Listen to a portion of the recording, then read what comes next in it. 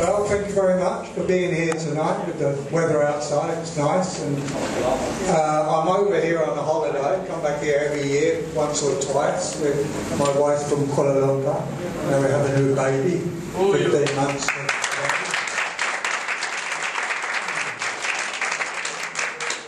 So you've already sat there and had James's lecture, so I hope that you're sort of wide awake for me to talk to you and give you some information that I've learned with my 45 years of involvement in health and fitness and nutrition. I'm now 59, nearly 60. I started martial arts when I was 15. And I started yoga when I was 17, and then got involved in nutrition, healing and health. So I'm just going to give you the 5 pillars that I consider to be important for the health. James has already taken care of one, so it makes my time a little shorter, water. But I'll give you the 5 pillars. I consider the mind to be number 1, because we are what we think about all day long. It's been proven now that with science we can wire an athlete up, just get them to visualise them performing whatever they're doing, weightlifting, boxing, or cycling, or running, and the muscles all fire up, the adrenaline gets going, the heart gets going. So in actual fact, you can exercise just by visualising your exercising. This is proven. So this, to me, I consider the most important thing.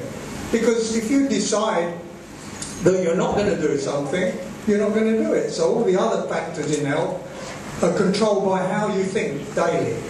Information. Number 2, the breath of life. You won't live very long, a couple of minutes without breathing. So the breath of life, I consider number 2. The quality of the air that you breathe. And we know we're going from today, science, probably all involved in nutrition, you probably know this yourself, the quality of air, the oxygen levels in the atmosphere now are very low. So we need some form of oxygen that we need to bring into the body to enhance the brain, because without the brain having oxygen, then all sorts of complications and health issues arise. So the breath of life is very important. Pure air, fresh air. Try and get air quality into your body by breathing, by eating nutritional food that will give you those oxygen from the food, and from water again. Water carries oxygen. If it's pure and clean, then it will carry oxygen. So usually when I do a lecture like this and I ask people what's the most important thing to stay healthy, most people will say exercise. But see, exercise is not the most important thing. So then we have food, number 4. So food even comes before exercise. The importance of food, nourishing food and supplements, because we know now from the food chain that food now is systemically farmed. You know that they put pesticides and chemicals in the fields. So it's systemic farming, that's going into the plants, into the fruits. Things are not alive anymore, there's no enzymes in the food. So it's very important to have organic, fresh vegetables and that type of farming. When I was young, and we used to go scrumping with my brothers and friends, and scrumping meant that we were going to pinch someone's apples from their garden. And when we'd pinch the apple, you eat it. Every other apple, in those days, when I was young, had a maggot inside them, a worm. Chuchin, isn't it you call it? My wife don't know. Yeah, it had a worm in it. How many times now do you eat an apple that actually has a worm in it? No, because it's dead, it's not alive. And the chuchin has more sense to know not to go in there because there's no nutrition, and we're eating it. So you have to think about the way the food is today. And animals, the animal meat that we're eating now, the food chain, is full of hormones and steroids, and we're eating that, so we're all getting obese, unbeknown to the way we're trying to keep healthy still. we're becoming obese because we're getting all these hormones in the food chain. And milk. When I was young again and we had milk, if you left it for a few days it would go sour. It doesn't do that anymore. What's the reason for that? First they pasteurise it. They boil it up above 212 degrees Fahrenheit. I still do it in Fahrenheit, you probably can convert that to metric, but they boil it up. They kill all the enzymes in there first, they pasteurise it. That's not so bad for us. Well, the worst thing they do now to the milk is they blow air molecules through the structure of the fats of the milk and suspend those fats. So anything that's hydrogenated, like your vegetable oils and your margarine, throw out, give it to someone you don't like, it's no good for you.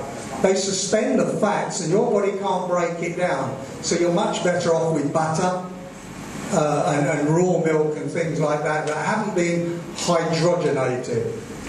So they're the 5 pillars of health that I consider.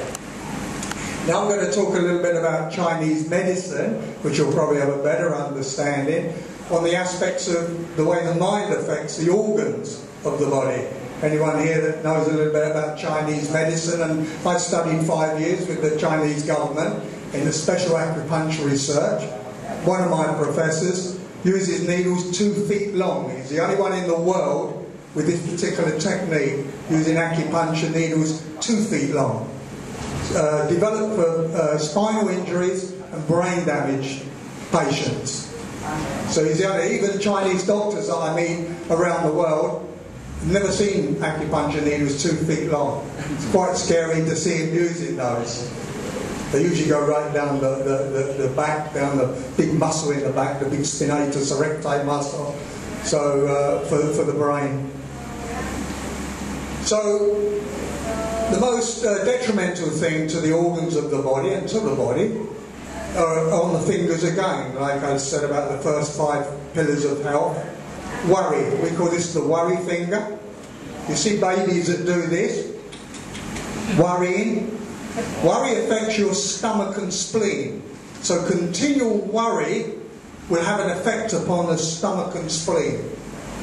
Children come in to me thinking I'm going to stick that 2-foot needle in them. They got this finger out there, which is we call a fear finger. Fear. And we have a word about fear, F-E-A-R, how you spell fear. False evidence appearing real. You remember that one? False evidence appearing real. Normally it's all in the mind. As soon as they know I'm not going to stick that big needle in, that finger comes down from their mouth. The Americans will show you this one. The anger finger. Expressed anger or suppressed anger will affect your liver and gallbladder.